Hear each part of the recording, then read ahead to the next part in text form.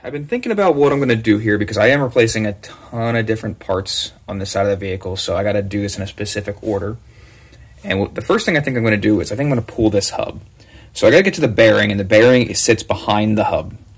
And you just pull it out, and the bearing will be sitting back there, and then there's like a clip that you take out, and then you can press the bearing out. To get the hub out, I need to get a hub puller, and it's like a cage. It sits on the outside here. It actually attaches using the lug bolts, and then there's a shaft that goes down in between it, in the center of it, and it just touches, and in this case it's going to touch on the axle, and then you just twist it down, and then it's going to apply pressure, which is going to bring the outer cage out, and it's going to pull the hub out. I'll show you when we get there. Pretty easy technology. And before I do that, I think I'm just going to remove the sensors. You got your wheel speed sensor here, and you got your headlight sensor back there. So this is actually that goes up and down with the suspension, and that's how it controls your adaptive headlights. And the reason why I want to disconnect that, guys, is because I will be dropping that control arm, and I will be dropping it from the knuckle here. So I'm going to be undoing that nut. I'm going to take the rear control arm off from this point. And the reason why I'm doing it like that, I would actually remove both of these from the inside there, but that front one looks like it's going to be kind of a pain to torque back down, because what you're going to have to do is you're going to have to put the car under load, which putting the car under load means that it needs to be on the ground supported by the wheels, so the suspension is compressed under load. And getting to that control arm, that end, from underneath the vehicle looks like it's going to be kind of a pain to do. This one, not so much. That looks pretty easy to get underneath the car while it's under load and tighten that, torque that one back down. I also need to remove the sway bar end link right there. And then that should allow the steering knuckle to kind of just swivel on the strut. So the strut will support it and the tie rod end. So I'll just be able to swivel on that, and I'll be able to get the axle out. I also need to replace the strut. So, you know, whatever I got to remove because I'm going to put it back in. I am actually going to be putting the strut in probably first, I think, because it was kind of a pain to get it on the other side, to get it down to the knuckle like that. So if I can just drop the knuckle down, then I can just slide the strut right in, then just jack up the knuckle, put it into place, tighten it down, and then start the entire process. So that will be actually a lot easier to get to this strut and do it on this side. It's actually kind of nice getting underneath the car. Kind of a stressful week, so this is my stress reliever. Let's get it done. First thing I got to do, though, I got to get a hub puller. Welcome back to Zen and the Art of Car Maintenance. Actually, I might get sued for that, so I probably shouldn't say that. Anyway, something came while I was outside. I was actually running to get the hub puller just now, and turns out they're closed, because of course it is. It's 7 p.m. on a Friday. Yeah, COVID hours. I just didn't realize that because I never go anywhere. I take it pretty serious. I try to get everything ordered as much as I possibly can. I didn't want to wait for the hub puller, though. So I got to wait till tomorrow to get that. But something cool came. I'm excited about this part because it's BMW OEM quality. Oh yeah, only the best. This part is very important, but it's also a little expensive. So what it is another box inside of the box. I'll have to speed this part up. This is, it's the carrier for the axle. Here she is. That took way longer than I expected to get this. So I ran out to try to get a hub puller, and no one had it. I guess supply chains are a little more screwed up than I thought. Could not find a hub puller anywhere in my area, so I had to order it, and it took about a week to get here, but it's here. Got a good Orion motor tech, so Amazon special. So we have the regular hub puller here. This is really for like front wheel drive cars. It's not going to work for me, but they did include the rear wheel hub puller, which was right here. I actually have it on the car now. I'll show you in a second here. And I got a little seal puller here. This is actually part of the 3-prong or 2-prong puller. It also has like a dent puller. Here's the arms for the gear puller here. Has a slide hammer. So I think it's actually a pretty cool kit. All right, and here we can see the hub puller attached to the hub. I gotta say, it actually feels pretty good getting back underneath the car after waiting so long for this thing. And I'm gonna start just turning this, tighten it down, and that's gonna press against the axle in there. You can kind of see it right there. And then that's just gonna bring the whole assembly out towards me. Before I do all that though, I'm gonna grease the threads here. It's always a good idea to do that on any press pull tool. Let's get to it.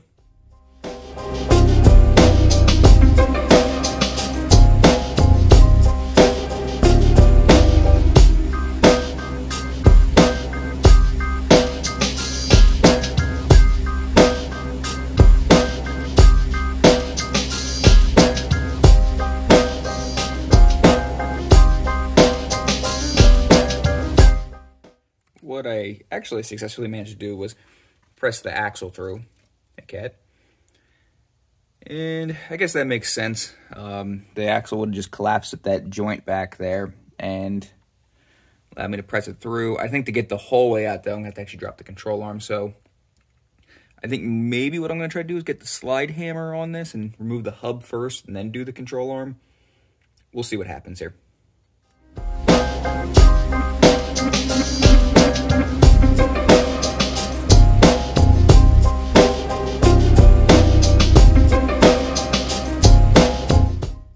Got it loose. It's definitely loose in there, but it's still, you can see it's just starting to pull away right there. But I think it's still hung up on the axle there, so I gotta get the axle the rest of the way out, which means I'm gonna drop the control arms. Learning process.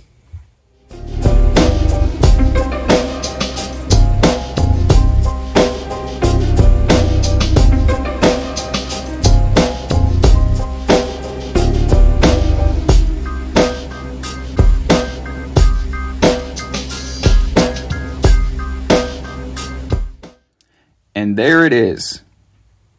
I am happy that this thing came out. Wasn't too bad. So I thought I needed to disconnect that front one there, but I really didn't. I disconnected the rear control arm.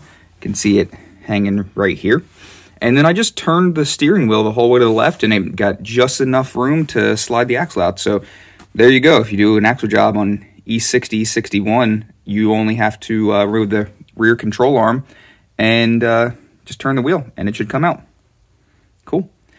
You can see back in here that that's a mess. That is a complete mess. It was spewing oil, grease everywhere.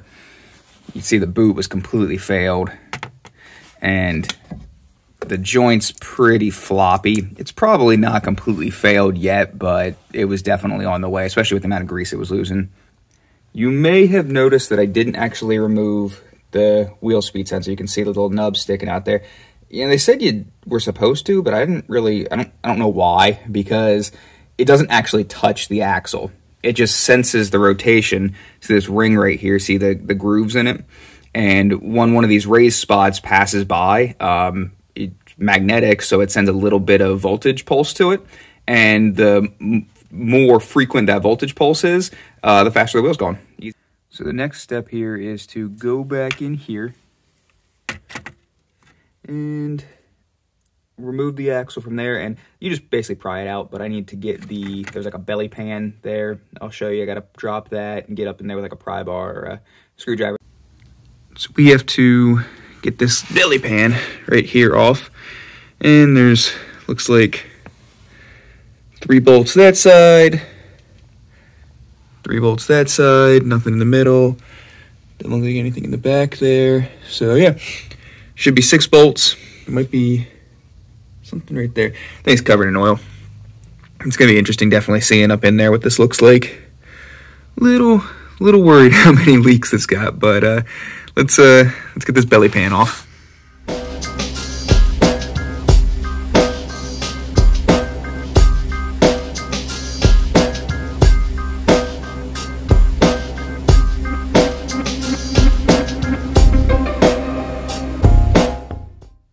The belly pan is off, and yikes. That is a lot of oil. It's been leaking for quite some time. And conveniently, look, someone even left me a nut. Don't know what that goes to. I love finding little Easter eggs of people working on cars before me, as evidence right here. This bracket is supposed to be connected to something. It's not supposed to be just flopping around here like it is. That's, I believe that's your power steering line. Looks like it goes to the power steering pump there. It makes sense. It's just hanging out there. That bolt's not even tight. Let's take a look at all these oil leaks here. Here we are underneath, and you can see that's quite a bit of oil. And those are your O2 sensors right there, the connectors for them anyway. And this would be right about where your rear main seal is. So I'm hoping that's not the rear main seal, and it's just residue from the valve cover gasket. So definitely going to change that first, because the valve cover is far easier and I know it's leaking. And then I'll clean that off and recheck that. There's also a bunch of oil coming out right here, and it's kind of hard to see because of how close it is. But that is your oil pan right there, and it's leaking, I think, from right here. And that's good because I had to replace this bracket.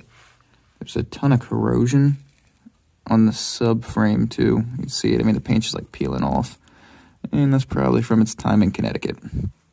So I think one of the things I'm going to have to add to this project list is dropping the subframe and probably stripping the rust, put an etcher on, and then probably put a undercoating on, like Por 15 or something. Let's get the axle out.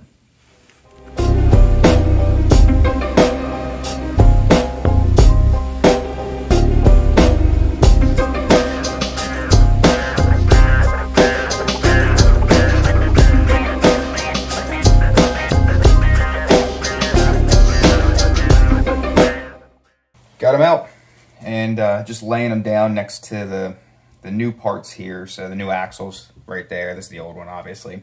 And then the carriers here. And when I was doing this job, I'm a little concerned because this was definitely replaced at some point, because one of these bolts was very loose. It was only hand tight. So somebody did this job before. Somebody replaced this axle, because this is not an OEM axle. This is a JKN. Yeah, there's JKN symbol right there. It's a JKN, which is a good premium aftermarket axle. And they most likely replaced this as well, because obviously one of the bolts was loose, so somebody messed with it. And you know, if you're doing the job, it's a good idea to replace this because it has the seals and the bearing in it. Somebody did this before and it's failed again. Hopefully I'm going to do it again, and we'll see how much longer that lasts. Just looking at between the two axles, I mean, they look pretty much identical. There's like some differences, like this flange is thicker than that one, and like right here, the shape is a little different, but that shouldn't really matter a whole lot. Should be fine. Comparing them though, this joint that's sloppy. This joint, nice and stiff, kind of makes some metal noise. I don't really like that, but you know, we'll put it in the car and see. This one, I mean, that flops all over the place. This guy, I mean, that's stiff. Looking at the axle carrier, this seal definitely failed. It's flat. You can see oil all over the place. You can see oil down inside of here, you know, all over the bottom of it. That seal definitely failed, so it's good that I'm doing that. The bearing in here, though, rides right in there. That feels pretty good. And this seal, I think, was holding back the oil until I popped it out. All right, there it is. We can start putting parts back on. Woo, halfway through.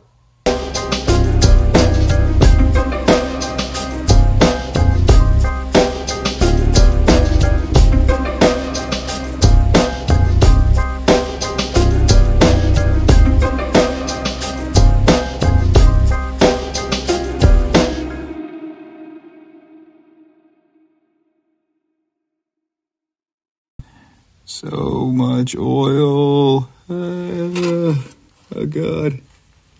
She's losing her lifeblood.